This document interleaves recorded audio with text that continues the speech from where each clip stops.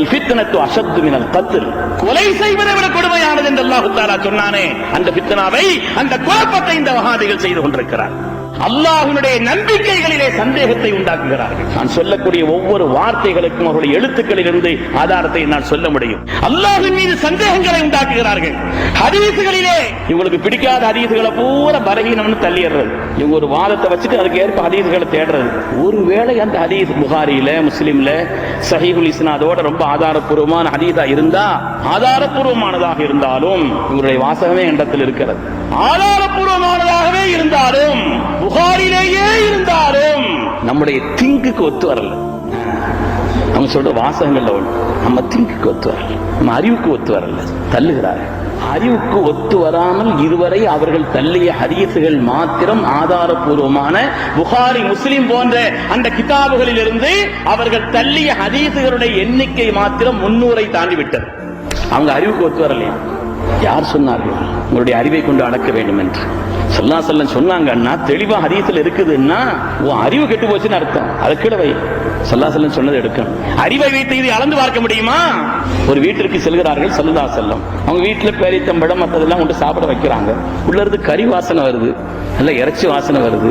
ஸல்லல்லாஹு அலைஹி வஸல்லம் இறைச்சி வாசனை வருது, இங்க பேத்தப்பழத்தை கொண்டு வைக்கிறீங்களேன்னு கேட்டாங்க. நாயகமே, எனக்கு ஒரு ஆடு அன்பளிப்பா வந்துச்சு, சதக்காவா வந்துச்சு, அது வெந்துகிட்டு இருக்குது, ஜக்காத்துடைய பொருள்களை நீங்க சாப்பிடக்கூடாது இல்லையா, அதனால நான் அதை சும்மா வச்சுக்கிட்டு இருக்கிறேன்னு சொன்னாங்க. லெக்கி சதப்பத்துன்னு வரடா ஹதியத்துன்னு, உங்களுக்கு தான் ஜக்காத், அதை நீங்க எனக்கு தந்த ஹதியாவாயிரும், கொண்டு தாங்கன்னு சொன்னாங்க. நாவில் நீ அதிரா, அதனுடைய ஒரு முன் சப்பை எடுத்துட்டு வாங்கன்னு சொன்னாங்க. ஒரு ஆடு வந்திருக்குன்னு தான் சொன்னார். ஒரு முன் சப்பை எடுத்துட்டு வாங்கன்னு சொன்னாங்க. ஒரு முன் சப்பை எடுத்து கொண்டு வச்சாங்க. ஸல்லல்லாஹு அலைஹி வஸல்லம் நாவில் நீ அதிரா அல் ஆகர், இன்னொரு முன் சப்பை கொண்டு வாங்கன்னு சொன்னாங்க. இன்னொரு முன் சப்பை கொண்டு வந்து வச்சாங்க. இன்னொரு முன் சப்பை கொண்டு வாங்கன்னாங்க. யோசிக்கிறார், ஒரு ஆடு தானே வந்துச்சுன்னு சொன்னோம், 2 முன் சப்பை வந்துருச்சு, இன்னொரு முன் சப்பை கொண்டு வாங்குறாங்களே. அவர் தன்னுடைய பலகீன நிலைக்கு ஏற்பட்டு அவர் கேட்டார், லிஷாத்தி திரானி யா ரசூலல்லாஹ், ஒரு ஆட்டுக்கு 2 முன் சப்பை தான் இருக்கும்னு சொல்லிட்டார். லிஷாத்தி திரானி யா ரசூலல்லாஹ், ஒரு ஆட்டுக்கு 2 முன் சப்பை தான், அதான் வாதம், அதான் அறிவு. நான் சொன்னேன் என்பதற்காக நீங்கள் அமைதியாக இருந்து அங்கே போய் எடுத்தால் எடுக்கும் காலமெல்லாம் முன்சப்பை வந்து கொண்டே இருக்கும் என்று சொன்னார். யார் அவர்கள்? ஸல்லல்லாஹு அலைஹி வஸல்லம் யார்? நம்முடைய அறிவை கொண்டு அளக்கக்கூடியவர்கள் அவர்கள். நம்முடைய அறிவை கொண்டு அளக்கக்கூடிய நிலையிலே உள்ளவர்களா? இன்று இந்த அறிவை கொண்டு அளந்து ஆதாரப்பூர்வமான எத்தனையோ ஹதீஸ்களை தள்ளிக் கொண்டிருக்கிறார்கள். பெருமக்களே, ஏராளமான செய்திகள் சம்பந்தமாக இருக்கிறது. எப்படிப்பட்ட ஆதாரப்பூர்வமான ஹதீஸ்களை எல்லாம் இவர்கள் தள்ளுகிறார் என்பதற்கு ஏராளமான செய்திகள் இருக்கிறது. புகாரியிலே வரக்கூடிய அஜ்வா சம்பந்தப்பட்ட ஹதீஸை, ஆதாரப்பூர்வமான ஹதீஸை மறுத்தார்கள். கருஞ்சீரகம் சம்பந்தப்பட்ட அந்த ஹதீஸை மறுத்தார்கள். அசர் தொழுகை சம்பந்தப்பட்ட அந்த ஹதீஸை, ரொம்ப ஆதாரப்பூர்வமான புகாரியில், முஸ்லிம் வரக்கூடிய ஹதீஸை மறுக்கிறார்கள். ஒவ்வொன்றுக்கு ஒரு காரணம். ஸல்லல்லாஹு அலைஹி வஸல்லம் பள்ளியை கண்டு அடிங்கன்னு சொன்னாங்க. இவங்க அடிக்க கூடாது, இவங்களுடைய வாதம். நம்முடைய தாய் அன்னை ஆயிஷா ரலியல்லாஹு அன்ஹா வீட்டுல ஒரு குச்சியை எரிஞ்சு பள்ளி அடிக்கிறதுக்கு இவங்க அடிக்க கூடாது. என்ன அதுல ஒரு காரணம் வருது? இப்ராஹிம் அலைஹிஸ்ஸலாத்து வஸ்ஸலாம் அவர்களுக்கு எதிராக அந்த நம்ரூத் ஏற்படுத்திய அந்த நெருப்பை அணைப்பதற்கு பள்ளியும் உதவியாக இருந்ததுன்னு ஒரு வார்த்தை வருது. உடனே இவர் அறிவு கொண்டு பேசுற, நெருப்பு யாரும் பக்கத்தில் நெருக்க முடியாத அந்த நெருப்பிலே எப்படி பள்ளி போய் அணைப்பதற்கு இதுவும் முற்படும்? அறிவுக்கு ஒத்து வரவில்லை.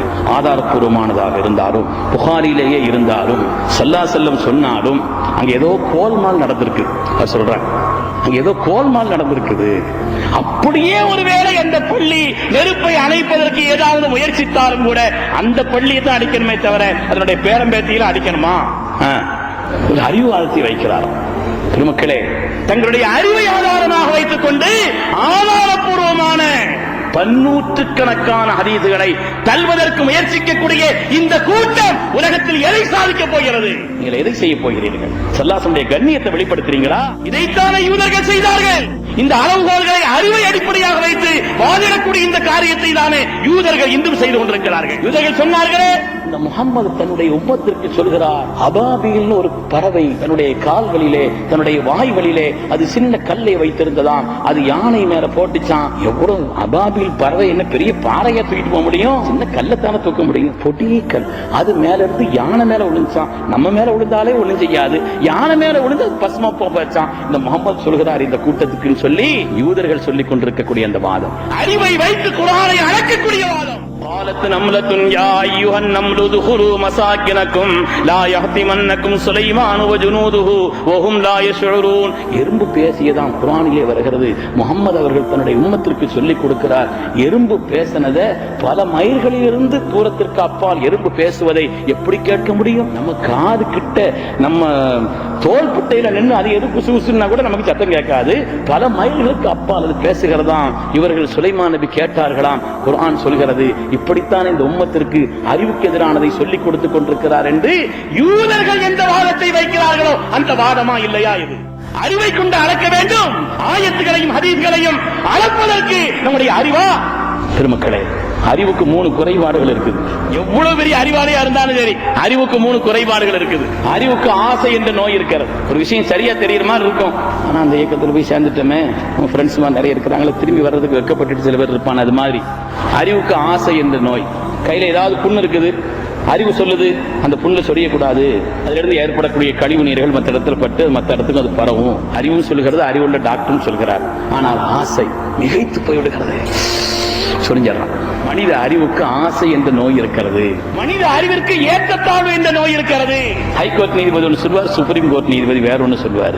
எல்லாரும் ஒரே சட்டத்தை படித்தவர்கள் தான். மனித அறிவிலே ஏற்படக்கூடிய வித்தியாசங்கள் என்ன? மனிதனுடைய அறிவு ஏற்றத்தாழ்வை கொண்டது. மனிதனுடைய அறிவுக்கு 3 பலகீனம் இருக்கிறது. ஆசை என்ற நோய் இருக்கிறது, ஏற்றத்தாழ்வு என்ற நோய் இருக்கிறது. நாளை என்ன நடக்கும் என்பதை தீர்மானமாக தெரியாத அறிவு மனிதர். அல்லாஹுடைய ரசூலை சொல்லி தந்தார், அதுக்கு இருக்குது, அது வேற விஷயம். அப்படிப்பட்ட நிலையிலே நம்முடைய அறிவை கொண்டு அளந்து ஹதீஸ்களை தள்ளுவது என்று சொன்னால், யார் சொன்னார்கள் இந்த பாடம்? இந்த உலகத்தில் எவ்வளவு பெரிய கொடூரமான காரியத்தை செய்து கொண்டிருக்கிறார்கள். பெற்றோர்களுக்கும் சாலிஹீன்களுக்கும் அருளாளர்களுக்கும் மாறுபட்ட நிலையிலே அவர்களை அவமரியாதை செய்யக்கூடிய நிலையில் பேசுகிறார்கள். சஹாபாக்களை விமர்சிக்கிறார்கள். ஸல்லல்லாஹு கண்ணியத்தை கூற தள்ளுகிறார்கள். அவருடைய புனிதமான திரு ஹதீஸ்களை எல்லாம் எடுத்து தள்ளுவதற்கு முயற்சிக்கிறார்கள். எல்லோருக்கும் ஹதீஸ் சொன்னாலே ஒருவேளை இது இட்டுக்கட்டப்பட்டதா இருக்குமோ அப்படின்னு எண்ணக்கூடிய அளவிற்குண்டான ஒரு நிலையை சமூகத்திலே உண்டாக்குகிறார்களா இல்லையா?